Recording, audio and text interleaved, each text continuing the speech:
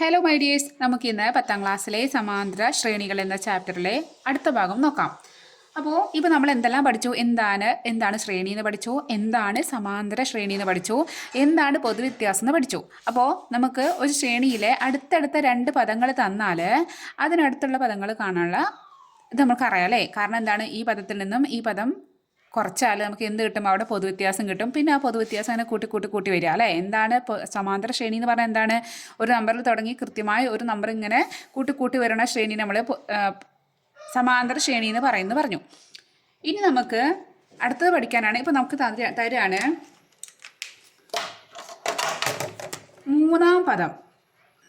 മൂന്നാം പദം നമുക്ക് തന്നു. എത്ര തന്നത്? 37 തന്നു എന്ന് വിചാരിക്കാം. ടെക്സ്റ്റിൽ തന്നതാണ്.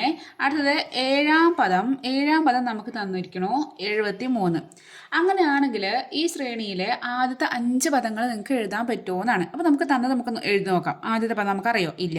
രണ്ടാമത്തത് അറിയോ? ഇല്ല. മൂന്നാമത്തെ നമുക്കറിയാം 37 ആണെന്ന് അറിയാം. 4 അറിയോ? ഇല്ല. 5 അറിയോ? ഇല്ല. 6 അറിയോ? ഇല്ല. 7 നമുക്കറിയാം 73 ആണ്. അപ്പോൾ ഇതിൽ നിന്ന് നമ്മൾ എങ്ങനെയാണ് ഇവിടെയൊക്കെ ഡാഷ് ഒക്കെ എങ്ങനെ നമ്മൾ ഫില്ല് ചെയ്യുക? അപ്പോൾ നമുക്കറിയാം 37ലൂടെ പൊതുവ്യത്യാസം ഡി എന്നുള്ള ലെറ്റർ കൊണ്ട് നമ്മൾ എടുക്കാം കേട്ടോ, സ്മാൾ ലെറ്റർ ഡി. അപ്പോൾ പൊതുവ്യത്യാസത്തിലൂടെ ഈ 37ലൂടെ ഇത് മൂന്നാമതാണ്, അതിലൂടെ ഡി കൂട്ടുമ്പോൾ നമുക്ക് എന്ത് കിട്ടും? ഇവിടത്തുള്ള നമ്പർ കിട്ടും അല്ലേ? അപ്പോൾ ഇവിടെയുള്ള നമ്പർ എന്തായിരിക്കും? ഇവിടെ കിട്ടുന്നത് 37 പ്ലസ് ഡി ആയിരിക്കും. അതിലൂടെ വീണ്ടും ഒരു ഡി കൂട്ടുമ്പോൾ ഈ നമ്പർ കിട്ടും. അപ്പോൾ എന്താണ്? 37 ഡി പ്ലസ് ഡി 2D ആയിരിക്കും. അതിലൂടെ വീണ്ടും ഒരു ഡി കൂട്ടുമ്പോൾ ഈ നമ്പർ കിട്ടും. അപ്പോൾ എന്താണ്? 37 പ്ലസ് 2D കൂടി വീണ്ടും ഒരു ഡി കൂട്ടുമ്പോൾ 3D ആയി. അതിലൂടെ വീണ്ടും ഒരു ഡി കൂട്ടുമ്പോഴാണ് നമ്മുടെ ഈ ആൾ കിട്ടുക. ഇയാളപ്പോൾ എന്തായിരിക്കും? 37 പ്ലസ് 4D ആയിരിക്കും ആണല്ലോ. അപ്പോൾ നമുക്ക് എന്ത് കിട്ടി? 37 പ്ലസ് 4D എന്ന് പറഞ്ഞാൽ അത് എന്താണ്? അത് 73 നമുക്ക് കിട്ടിയിട്ടുണ്ട്. 37ലൂടെ 4D കൂട്ടുമ്പോൾ 73 കിട്ടി. ഇതിന് നമുക്ക് ഡി കണ്ടുപിടിക്കാം. നമുക്കിതാ 4D മാത്രം ഇവിടെ നിർത്തി, 4ൻ്റെ ഈ ഡീൻ്റെ കൂട്ടുള്ളത് മാത്രം ഇവിടെ നിർത്തി 37 അപ്പുറത്തേക്ക് തട്ടുമ്പോൾ ഇവിടെ ഓൾറെഡി 73 ഉണ്ട്. 37 അവിടേക്ക് പോകുമ്പോൾ എന്താവും? -37 ആവും. ഇനി 73 നിന്നും എന്ത് ചെയ്യുക? നമുക്ക് 37 മൈനസ് ചെയ്യണം. അപ്പോൾ 73 നിന്നും 37 മൈനസ് ചെയ്യുമ്പോൾ നമുക്ക് എന്ത് കിട്ടുമെന്നറിയോ? നമുക്ക് 36 എന്ന് കിട്ടും. അപ്പോൾ ഇനി എന്ത് ചെയ്യണം? ഇതെന്താണ്? 4 ഇൻറ്റു ഡി ആണ് 36. ഇനി ഡി കാണാൻ എന്ത് ചെയ്യാം? ഡി കാണാൻ ഈ ഇൻറ്റു 4 ചെയ്തത് അപ്പുറത്തേക്ക് പോകുമ്പോൾ എന്താവും? ഹരണാവും. 36/4 നമുക്ക് ഡി 9 കിട്ടി. ഇതൊരു മെത്തേഡ്. അപ്പോൾ ഇങ്ങനെയൊക്കെ ചെയ്യുമ്പോൾ ഇങ്ങനെ കുറച്ച് പാടല്ലേ? അതിങ്ങനെ നമുക്ക് ആദ്യം ഇതിങ്ങനെ ആഡ് ചെയ്യണം, പിന്നെ അങ്ങോട്ട് കൊണ്ടുപോകണം, പിന്നെ ഹരിക്കണം. അപ്പോൾ ഒരു 2-3 സ്റ്റെപ്പ് കൂടുതലുണ്ട് അല്ലേ? അപ്പോൾ നമുക്കൊന്നും കൂടി ഈസി ആയിട്ട് ചെയ്യുകയാണെങ്കിൽ നമുക്ക് എന്ത് ചെയ്യാമെന്നറിയോ? ഇവിടെ ഇതെന്താണ്? ഇത് ഏഴാം പദം, ഇത് മൂന്നാം പദം. അതിൻ്റെ സ്ഥാനങ്ങൾ. ഏഴാമത്തെ സ്ഥാനം, ഇത് മൂന്നാമത്തെ സ്ഥാനം. അപ്പോൾ നമ്മൾ എന്ത് ചെയ്യാം? നമുക്ക് ഇവിടെ പൊതുവ്യത്യാസം കാണാൻ വേണ്ടിയിട്ട് അതായത് പൊതുവ്യത്യാസം ഡി എന്ന ലെറ്റർ കൊണ്ട് എടുക്കുകയാണെങ്കിൽ ഡി കാണാൻ വേണ്ടി നമുക്ക് എന്ത് ചെയ്യാമെന്നറിയോ? ഈ ഏഴാം സ്ഥാനത്തിൽ നിന്നും മൂന്നാം സ്ഥാനം മൈനസ് ചെയ്യുക. അതായത് 73 നിന്നും 37 കുറച്ചു. അതിനുശേഷം ഈ താഴെ 7 നിന്നും ഈ 3 കുറയ്ക്കുക. 7 - 3 ഇത് ചെയ്ത് നോക്കാം. 73 നിന്നും 37 കുറയ്ക്കുമ്പോൾ നമ്മളിവിടെ ചെയ്തത് തന്നെ 36ആണ്. ആ 36 ഇനി 7 നിന്നും 3 കുറയ്ക്കുമ്പോൾ എന്താണ്? 4. 36/4 എന്ന് പറയാൻ എന്താണ്? 9. 9 4 36 അല്ലേ? അപ്പോൾ നമുക്ക് ഇവിടെ ഇങ്ങനെ ചെയ്താലും രണ്ടും ഒരേപോലെ തന്നെ. ഇത് ഒറ്റ സ്റ്റെപ്പിൽ ചെയ്തു. ഇത് നമ്മൾ 2-3 സ്റ്റെപ്പ് കൂട്ടി ചെയ്തു. 1-2 എക്സാമ്പിളോട് നോക്കിയാലും നമുക്ക് ശരിക്കും മനസ്സിലാവും. അപ്പോൾ നമുക്ക് ഇത് 9 നമുക്ക് പൊതുവ്യത്യാസം കിട്ടിയാൽ അപ്പോൾ നമുക്ക് ഈ ശ്രേണി പൂർത്തിയാക്കിക്കൂടെ? എങ്ങനെ നമുക്ക് പൂർത്തിയാക്കാം? ഇവിടെ നമുക്ക് 37ലൂടെ 9 കൂട്ടാം. 37ലൂടെ 9 കൂട്ടുമ്പോൾ 9 7 46. ഇവിടെ അടുത്ത പദം കിട്ടി. ഇനി 46ലൂടെ വീണ്ടും 9 കൂട്ടുക. അപ്പോൾ നമുക്ക് അടുത്ത പദം കിട്ടും. അപ്പോൾ ഇങ്ങോട്ട് 9 മാറും. 5 55 ഇവിടെ കിട്ടി. നമ്മുടെ 5 പദങ്ങൾ, ഫസ്റ്റ് 5 പദങ്ങളാണ്. ഇനി ഇവിടെ ഇങ്ങോട്ട് നമുക്ക് വേണ്ട. ഇനി ഇവിടേക്ക് കിട്ടണം. അപ്പോൾ എന്ത് ചെയ്യുക? ആദ്യം എന്ത് ചെയ്യുക? 37 നിന്നും 9 കുറയ്ക്കണം. 37 9 കുറക്കുമ്പോൾ അപ്പോൾ 37 നിന്നും 9 കുറയ്ക്കുമ്പോൾ 7 നിന്ന് 9 കുറയ്ക്കാൻ പറ്റില്ല. ഇവിടെ 17 ആക്കി. 17 നിന്ന് 9 8 28 കിട്ടി. അപ്പോൾ ഇവിടുത്തത് 28 കിട്ടി. പിന്നെ അടുത്തത് ഇങ്ങോട്ട് വരുമ്പോൾ കൂട്ടി വരയ്ക്കുക. മുന്നിലോട്ട് വരുമ്പോൾ കൂട്ടുക, പിറകിലോട്ട് വരുമ്പോൾ കുറയ്ക്കുക. അടുത്തത് ഇങ്ങോട്ട് വരുമ്പോൾ എന്താണ് 28 നിന്നും നമ്മൾ 9 കുറച്ചു. 9 കുറയ്ക്കുമ്പോൾ 18 നിന്നും 9 കുറച്ച് അപ്പോൾ 19 കിട്ടി. അപ്പോൾ അതാ നമുക്ക് ഇതിൻ്റെ ആദ്യത്തെ 5 പദങ്ങൾ കിട്ടി. 19, 28, 37, 46, 55. അപ്പോൾ ഒരു എക്സാമ്പിളോട് നോക്കാം. അപ്പോൾ ഒന്നും കൂടി ശരിക്കും മനസ്സിലാവും. ഇപ്പം നമുക്ക് തരികയാണ് നാലാം പദം ഒരു 20 തന്നു. പിന്നെ അടുത്ത് നമുക്ക് തന്നു ഒരു 9 പദം ഒരു 40 വിചാരിക്കാം. ഇങ്ങനെ തന്നാൽ നമ്മളോട് ഇതിൻ്റെ പൊതുവ്യത്യാസം നമ്മൾ എന്താ ചെയ്യാം? ആദ്യം ഇതെന്താണ് ഇതിൻ്റെ പദങ്ങളിൽ ഈ പദങ്ങളും സ്ഥാന വ്യത്യാസം തമ്മിൽ ഹരിക്കുക. പദങ്ങൾ എന്താണ്? 40 - 20. അതിന് ശേഷം താഴെ എന്തുകൊണ്ട് ഹരിക്കേണ്ടത്? അതിൻ്റെ സ്ഥാനങ്ങളെ കൊണ്ട് 9 - 4. അപ്പോൾ 40 - 20 പറഞ്ഞാൽ നമുക്ക് 20 കിട്ടി. പിന്നെ 9 - 4 എന്ന് പോയിട്ട് 5 കിട്ടി. അപ്പോൾ 20/5 പറഞ്ഞാൽ 4. 4 20. അപ്പോൾ 4 കിട്ടുക. അപ്പോൾ ഇവിടുത്തെ പൊതുവ്യത്യാസം എന്താണ്? നമുക്ക് 4 കിട്ടി. അപ്പോൾ ഇവിടെ പൊതുവ്യത്യാസം കാണാൻ നമുക്കൊരു ഇക്വേഷൻ പോലെ എഴുതിയിരിക്കാം. എന്താണ് പൊതുവ്യത്യാസം?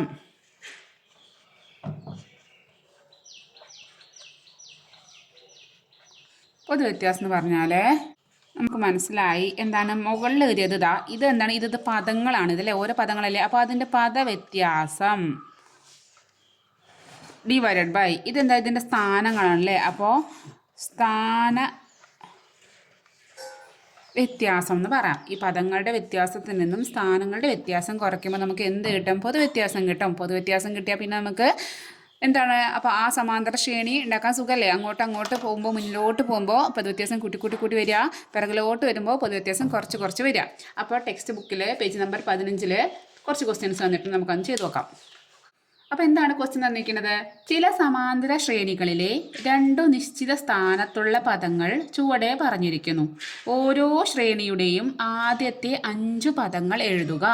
അപ്പോൾ അവിടെ ഫസ്റ്റ് ക്വസ്റ്റ്യനായിട്ട് തന്നിരിക്കുന്നത് മൂന്നാം പദം 34 തന്നിട്ടുണ്ട്. ആറാം പദം എത്ര തന്നിരിക്കുന്നത്? 67 തന്നിട്ടുണ്ട്. അപ്പോൾ നമ്മളോട് എന്താണ്? നമുക്ക് ജസ്റ്റ് ഇതിൻ്റെ ശ്രേണി പോലെ എഴുതി നമുക്ക് എങ്ങനെ എഴുതാം? ഒന്നാമത്തെ പദം അറിയില്ല, രണ്ടാം പദം അറിയില്ല, മൂന്നാം പദം നമുക്കറിയാം 34, നാലാം പദം നമുക്കറിയില്ല, അഞ്ചാം പദം അറിയില്ല, ആറാം പദം നമുക്ക് 67 അറിയാം. ഇനി എന്ത് ചെയ്യണം? നമുക്ക് ആദ്യം എന്ത് ചെയ്യണം? നമുക്ക് പൊതുവ്യത്യാസമായ ഡി കണ്ടുപിടുത്തണം. അപ്പോൾ എപ്പോഴും നമ്മൾ പൊതുവ്യത്യാസം എന്നൊക്കെ വലുതാക്കി എഴുതുമ്പോൾ നമുക്ക് അതൊരു ബുദ്ധിമുട്ടല്ലേ. അതുകൊണ്ട് നമ്മൾ സ്മാൾ ലെറ്റർ ഡി ആണ് പൊതുവ്യത്യാസത്തിൻ്റെ ആൾ. അതായത് അതിൻ്റെ കോമൺ ഡിഫറൻസ് എന്നാണ് ഇംഗ്ലീഷിൽ പറയുക. ആ ഡിഫറൻസിൽ ഡി ആണ് നമ്മളിവിടെ എടുക്കുന്നത്. അപ്പോൾ ഇവിടെ പൊതുവ്യത്യാസം ഡി കാണണമെങ്കിൽ നമ്മൾ പറഞ്ഞു, നമ്മൾ ഇക്വേഷൻ എന്ത് ചെയ്യുന്നു? നമ്മുടെ സൂത്രവാക്യം എന്ത് ചെയ്യുന്നു? പദവ്യത്യാസം ഡിവൈഡഡ് ബൈ സ്ഥാന വ്യത്യാസം അല്ലേ. അപ്പോൾ പദവ്യത്യാസം ഈ 67 ഇത് നോക്കിയാൽ തന്നെ കിട്ടും. ഇതിൽ നിന്നും ഇത് മൈനസ് ചെയ്യുക. അപ്പോൾ എന്താണ്? 67 നിന്നും 34 മൈനസ് ചെയ്തു ഡിവൈഡഡ് ബൈ താഴെ ഇതിൽ നിന്നും ഇത് മൈനസ് ചെയ്യുക, ഇതിൽ നിന്ന് ഇത് മൈനസ് ചെയ്യുക, 6 നിന്നും 3 മൈനസ് ചെയ്തു. 67 - 34, 67 - 34, 7 പോകുമ്പോൾ 3, 6 നിന്ന് 3 പോകുമ്പോൾ 3, 33 കിട്ടി. 33, 6 നിന്ന് 3 പോകുമ്പോൾ 3, 33/3 ഇങ്ങനെ ചെയ്യുക. ഇങ്ങനെ ഒരേ നമ്പർ കിട്ടുമ്പോൾ നമുക്ക് ഈസി ആയിട്ട് ചെയ്യാം. 33/3 എന്ന് പറയുമ്പോൾ 3 ൽ 1, 1 × 3 3, മൈനസ് ചെയ്യുമ്പോൾ 0, 3 താഴേക്ക് ഇട്ടു, വീണ്ടും 1 × 3 3.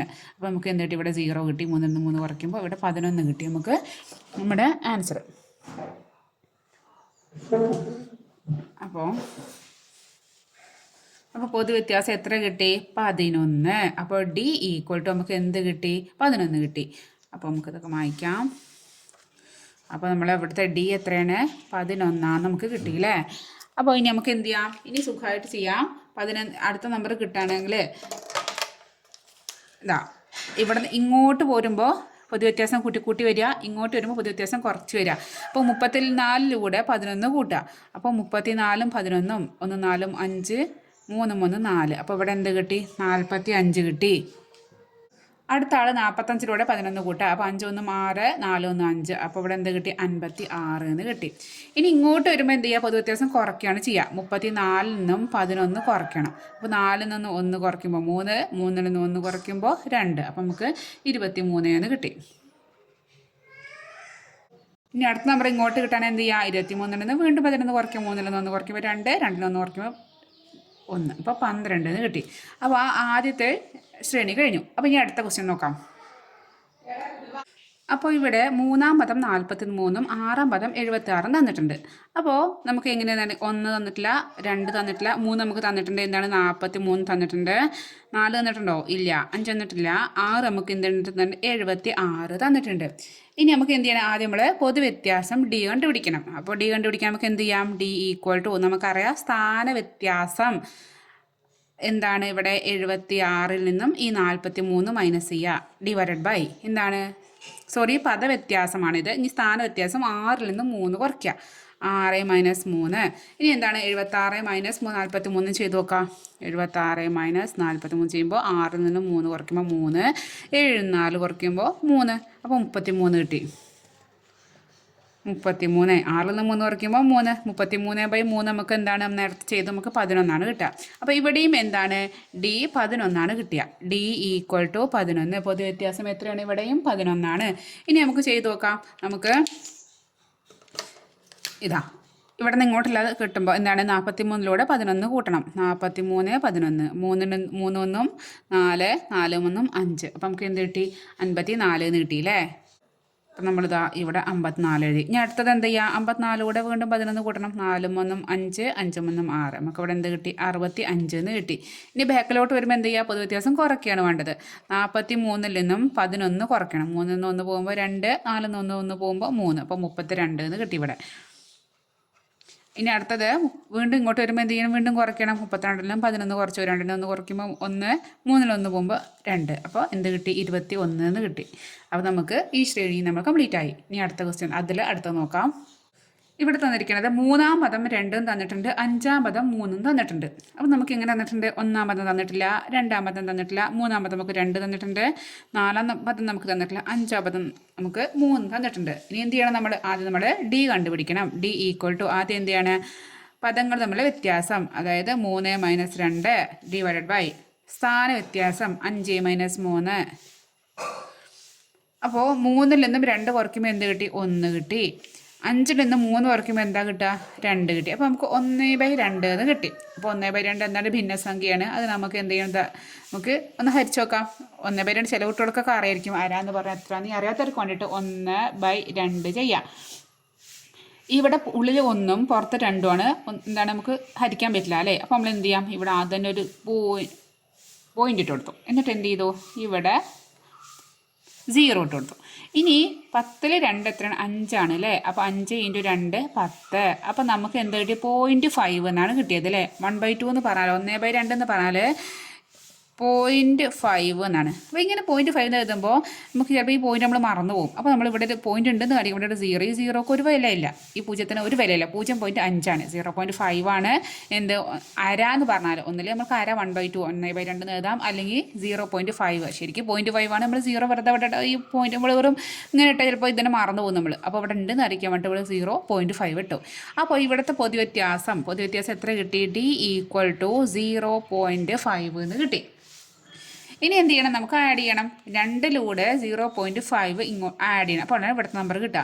അപ്പോൾ 2 + 0.5 ആഡ് ചെയ്യുമ്പോൾ എങ്ങനെയാണ് അറിയോ? ഇതാ പോയിന്റ്, ഇവിടെ പോയിന്റ് ഇല്ല, അപ്പോൾ പോയിന്റ് ഇവിടെ ഇട്ടു, ഈ 0 ഇതാ ഇങ്ങനെയാണ് ആഡ് ചെയ്യുക. ഇതിൻ്റെ മുകളിൽ ഇവിടെ പോയിന്റ് ഒന്നുമില്ല, ഇവിടെ ഒന്നുമില്ല. അപ്പോൾ നമുക്ക് ഇങ്ങനെ ആകുമ്പോൾ വേണമെങ്കിൽ നിങ്ങൾക്ക് മനസ്സിലാക്കാൻ വേണ്ടി ഇവിടെ പോയിന്റ് ഇട്ട് ഇവിടെ 0 ഇടാം. 2.0 പറഞ്ഞാൽ 2 തന്നെയാണ്, ഒന്നുമില്ല. ഇനി അല്ലെങ്കിൽ നേരെ ഇത് നേരെ ഇങ്ങോട്ട് ഇട്ടുക. ഇവിടെ ഈ പോയിന്റ് അതുപോലെ ഇട്ടു, 2 ഇട്ടു, അപ്പോൾ 2.5 എന്ന് കിട്ടി. അപ്പോൾ ഇവിടെയുള്ള നമ്പർ എത്രയാണ്? 2.5. ഇനി മൈനസ് ചെയ്യുമ്പോൾ ഇതേപോലെ തന്നെ ഇങ്ങോട്ട് വരുമ്പോൾ മൈനസ് അല്ലേ? 2ൽ നിന്നും മൈനസ് ആക്കണം. ഏതാണ് മൈനസ് ആക്കണം? 0.5 മൈനസ് ആക്കണം. അപ്പം ഇവിടെ ഒന്നുമില്ല അല്ലേ? അപ്പോഴാണ് ശ്രദ്ധിക്കേണ്ടത്. ഒന്നുമില്ലെങ്കിൽ എന്ത് ചെയ്യുക? മൈൻഡ് മനസ്സിൽ കണക്കൂട്ടുക. 2ൽ നിന്നും അര പോകുമ്പോൾ 1.5, 1.5ൽ നിന്നും അര പോകുമ്പോൾ 1, അങ്ങനെ കൂട്ടാൻ പറ്റും. അല്ലെങ്കിൽ ഇങ്ങനെ മൈനസ് ചെയ്യണമെന്നുണ്ടെങ്കിൽ ഇവിടെ എന്താ നമുക്ക് അറിയാം, ഇവിടെ ഒന്നുമില്ല.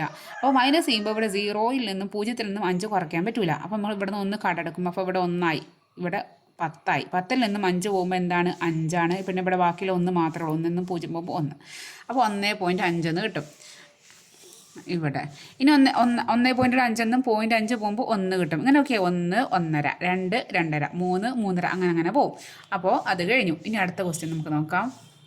അടുത്ത ക്വസ്റ്റ്യനിൽ 5-ാം പദം 8 തന്നിട്ടുണ്ട്, 9-ാം പദം 10 തന്നിട്ടുണ്ട്. അപ്പോൾ നമുക്ക് ശ്രേണി എങ്ങനെ എഴുതി വെക്കാം?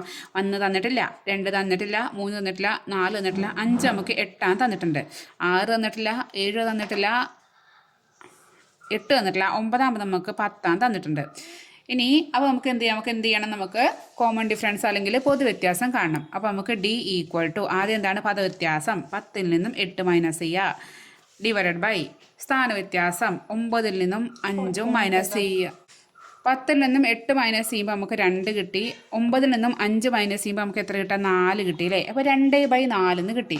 അപ്പോൾ ഈ 2ഉം 4ഉം എന്താണ്? ഇരട്ട സംഖ്യകളാണ്. നമുക്ക് എന്ത് ചെയ്യുക? കട്ട് ചെയ്ത് കളയാൻ പറ്റും അല്ലേ?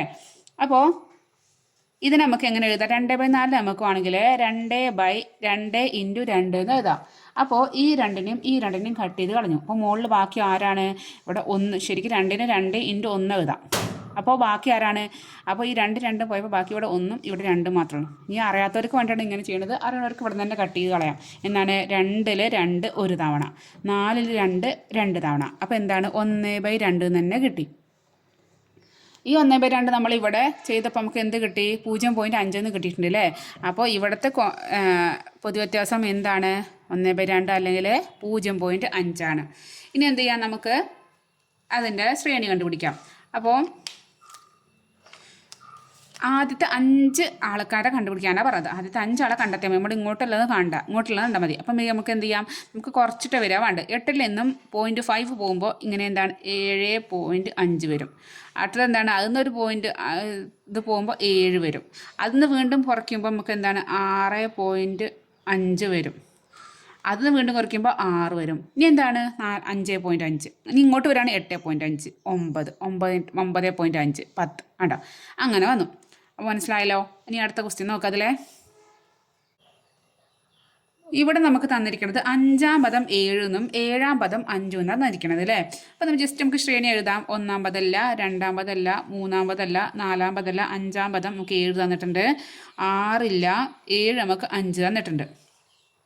ഇനി നമുക്ക് D എങ്ങനെ കാണാം? D കാണുമ്പോൾ നമുക്ക് ആദ്യം പദവ്യത്യാസം 5-ൽ നിന്നും 7 മൈനസ് ചെയ്തു. എപ്പോഴും വലുതെന്ന് ചെറുതാണെന്ന് നോക്കരുത്, താഴെ ഏതാണോ, അതായത് ഇവിടുത്തെ ഇതിന്നും ഇത് മൈനസ് ചെയ്യണം, ഇതിന്ന് ഇത് മൈനസ് ചെയ്യണം. അത് നമ്പർ ഏതാ ചെറുതാണോ വലുതാണോ എന്ന് നോക്കാൻ പാടില്ല കേട്ടോ. ഇവിടെ 5 ചെറുത്, 5-ൽ നിന്നും 7 മൈനസ് ചെയ്യുക, ഡിവൈഡഡ് ബൈ ഇവിടെ 7 സ്ഥാനവ്യത്യാസം എന്താ? 7ഉം 5ഉം. അപ്പോൾ 7 - 5 ഇങ്ങനെ തന്നെ ചെയ്യണം, മാറിപ്പോരും. ആദ്യം ഇത് നമ്മൾ ഇത് മൈനസ് ചെയ്ത് ഹരണം ഇത്.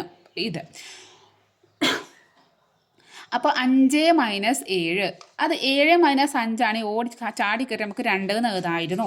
ഇവിടെ നോക്ക്, ആദ്യം 5 തന്നത്. അപ്പോൾ ഇങ്ങനെ തന്നുമ്പോൾ നമ്മൾ ചെയ്യാം? നമുക്ക് നമ്മുടെ റൂൾ അറിയാം. വലുതിൽ നിന്നും ചെറുത് കുറച്ച് വലുതിൻ്റെ ചിഹ്നം ചേർക്കണം. ഇവിടെ വലുത് ആരാണ്? 7 7-ൽ നിന്നും 5 കുറയ്ക്കുക. അപ്പോൾ നമുക്ക് 2 കിട്ടി. വലുതിൻ്റെ ചിഹ്നം ഏതാണ്? വലുത് ഏതാണ്? 7-ൻ്റെ ചിഹ്നം ഏതാണ്? നെഗറ്റീവ് അല്ലേ? അപ്പം മൈനസ് ഇട്ട് കൊടുത്തു. ഇനി താഴെ ഇതും ശരിക്കും അതുപോലെ തന്നെ. വലുതിൽ നിന്നും ചെറുത് കുറയ്ക്കുക, 7-ൽ നിന്നും 5 കുറച്ചു, അപ്പോൾ 2 കിട്ടി. വലുതിൻ്റെ ചിഹ്നം ഏതാണ്? വലുത് 7 പ്ലസ് ആയതുകൊണ്ട് നമുക്ക് അവിടെ ഇട്ട് കൊടുക്കില്ല എന്ന് മാത്രമേ ഉള്ളൂ. അപ്പോൾ എന്താണ് ഇങ്ങനെ? -2 ഡിവൈഡഡ് ബൈ 2, അതായത് -2നെ 2 കൊണ്ട് ഹരിക്കുമ്പോൾ അല്ലെങ്കിൽ ഗുണിക്കുമ്പോൾ ഒരു സംഖ്യ നെഗറ്റീവ് ആണെങ്കിൽ നമ്മൾ ആൻസറും എന്തായിരിക്കും? നെഗറ്റീവ് ആയിരിക്കും. ഇനി എന്താ? 2/2 ചെയ്യുക. 2നെ 2 കൊണ്ട് ഹരിക്കുമ്പോൾ എന്താണ് കിട്ടുക? 1 കിട്ടും. അപ്പോൾ ഇവിടെയും മൈനസ് ഇവിടെയും മൈനസ് ആണ്, ഇത് പ്ലസ് ആയിരുന്നു. ഇവിടെയും പ്ലസ് ആണെങ്കിൽ പ്ലസ് ആയിരുന്നു. 1 മൈനസ് ആണെങ്കിൽ ആൻസർ നമുക്ക് എന്താണ്? ഹരണമൊക്കെ ചെയ്യുമ്പോൾ നമുക്ക് അതും നെഗറ്റീവ് ആവും, അതും മൈനസ് ആവും. അപ്പോൾ -1 കിട്ടി. -1. അപ്പോൾ നമ്മൾ D എത്ര കിട്ടിയത്? D = -1 എന്ന് കിട്ടി. ഇനി എന്ത് ചെയ്യാം? നമുക്ക് ആദ്യത്തെ 5 ആളെയാണ് കാണേണ്ടത്. അപ്പോൾ ഇപ്പുറത്തേക്കാണ് കാണേണ്ടത്. ഞാൻ ഇയാളെ വേണമെങ്കിൽ കാണും. ഇങ്ങോട്ട് വരുമ്പോൾ കൂട്ടി വരിക, ഇങ്ങോട്ട് വരുമ്പോൾ കുറച്ച് വരിക എന്നറിയാം. അപ്പോൾ ജസ്റ്റ് ഇയാളെ നമുക്ക് കണ്ടു നോക്കാം. അയാളെ കാണുമ്പോൾ അപ്പോൾ 7-ലൂടെ +-1 ഇങ്ങനെയാണ് വരിക. അപ്പോൾ ഇതെന്താ വരിക? ഈ പ്ലസും മൈനസും ഇങ്ങനെ ഒരുമിച്ച് വരുമ്പോൾ എപ്പോഴും അതെന്താവും അറിയോ? മൈനസ് ഉണ്ടാവും. ഈ പ്ലസ് മൈനസ് ഒരുമിച്ച് വരുമ്പോൾ അത് പിന്നെ പ്ലസ് ആയിട്ട് നിൽക്കില്ല, അത് എപ്പോഴും മൈനസ്. അപ്പോൾ എന്താണ്? ഈ പ്ലസ് ഇൻറ്റു മൈനസ് 7 - 1 എന്താണ് വന്നു? 6 വന്നു. അപ്പോൾ ഇവിടെ ഉള്ളത് 6 ആണ്. ഇനി ബാക്കിലോട്ട് വരുമ്പോൾ നമ്മൾ എന്താ ചെയ്യുക, നമുക്ക് മൈനസ് ചെയ്യണം അല്ലേ. ഇങ്ങോട്ട് വരുമ്പോൾ പൊതുവ്യത്യാസം കുറയ്ക്കുകയാണ് വേണ്ടത്. അപ്പോൾ 7 മൈനസ് നമ്മൾ പൊതുവ്യത്യാസം ഇത് 7 നിന്നും കുറച്ചു. ഏതാണ് കുറയ്ക്കേണ്ടത്? -1 ആണ് കുറയ്ക്കേണ്ടത്. അപ്പോൾ -1 വേണം. ഈ മൈനസ് മൈനസ് ഒരുമിച്ച് വരുമ്പോൾ ഇനി അവർക്കൊരു ഇത് വേണ്ട, നമുക്ക് ബ്രാക്കറ്റ് ഇട്ട് കൊടുക്കാൻ വേണമെങ്കിൽ. അപ്പോൾ ഇങ്ങനെ വരുമ്പോൾ മൈനസും മൈനസും ഒരുമിച്ച് വരുമ്പോൾ എപ്പോഴും എന്താവുക, പ്ലസ് ആണ് ആവുക. മൈനസും മൈനസും ഒരുമിച്ച് വരുമ്പോൾ ഇത് മൈനസ് മൈനസ് ഇങ്ങനെ വരുമ്പോൾ പ്ലസ് ആവും, ഇങ്ങനെ വരുമ്പോൾ മൈനസ് ആവും. ഇങ്ങനെ വരുമ്പോൾ പ്ലസ് നമുക്കറിയാം അല്ലേ. ഇനി ഇങ്ങനെ വരുമ്പോഴും മൈനസ് ആവും. ഒന്ന് പ്ലസ് ഒന്ന് മൈനസ് ഒരുമിച്ച് വന്നാൽ അത് മൈനസ് ആവും. 2 മൈനസ് ഒരുമിച്ച് വരുമ്പോൾ അത് എന്താവും, പ്ലസ് ആവും. ശ്രദ്ധിക്കണം. അപ്പോൾ എന്താണ് 7 മൈനസ് മൈനസ് എന്താവും, +1. അപ്പോൾ 7 + 1 പറഞ്ഞാൽ 8. അപ്പോൾ ഇവിടുത്തെ നമ്പർ എന്താണ്, 8 ആയി. ഇനി അടുത്തത് അതുപോലെ തന്നെ അടുത്തത് ഇവിടുത്തെ നമ്പർ കാണാൻ എന്ത് ചെയ്യാം, 8 മൈനസ് -1 മൈനസ് മൈനസ് എന്തായി, പ്ലസ് ആയി. അപ്പോൾ 8 + 1 എന്തായി, 9 ആയി. അപ്പോൾ അതിവിടെ 9 ആയി. ഇനി അടുത്തത് 9 മൈനസ് -1 മൈനസ് മൈനസ് എന്തായി, പ്ലസ് ആയി. 9 + 1 എന്തായി, 10 ആയി. 10. ഇനി അടുത്തത് 10 മൈനസ് -1 മൈനസ് മൈനസും എന്തായി, പ്ലസ് ആയി. അപ്പോൾ 10 + 1 11. അപ്പോൾ ഇങ്ങനെ നമ്മുടെ ശ്രേണി എന്ത് കിട്ടി, ഇങ്ങോട്ട് വരുമ്പോൾ അത് ഈ മൈനസും വരണം, ശ്രദ്ധിക്കണം. എന്താ പറയുക, എപ്പോഴും മൈനസും മൈനസും വന്നാൽ പ്ലസ് ആവും. ഒരു സ്ഥലത്ത് മൈനസ് മൈനസ് വന്നാൽ പ്ലസ് ആവും. പിന്നെ മൈനസും പ്ലസ് ആണെങ്കിൽ അത് മൈനസ് ആവും, അത് ശ്രദ്ധിക്കണം. അപ്പോൾ ഇതാ ഇങ്ങനെ രണ്ട് പദങ്ങൾ തന്നാൽ നമുക്ക് ആ ശ്രേണി ഫുൾ എഴുതാൻ നമുക്കതിന് പൊതുവ്യത്യാസം കണ്ടുപിടിക്കാൻ എന്താണ്, നമ്മുടെ പദവ്യത്യാസം ഹരണം സ്ഥാനവ്യത്യാസം. അങ്ങനെ നമുക്ക് എന്ത് ചെയ്യാം, നമുക്കതിൻ്റെ പൊതുവ്യത്യാസം കണ്ടുപിടിക്കാം. അപ്പോൾ ഓക്കെ, ഇതിൻ്റെ ബാക്കി നമുക്ക് അടുത്ത ക്ലാസ്സിൽ കാണാം. അപ്പോൾ സബ്സ്ക്രൈബ് ചെയ്യാതെ കാണുന്നവർ സബ്സ്ക്രൈബ് ചെയ്യാം കേട്ടോ.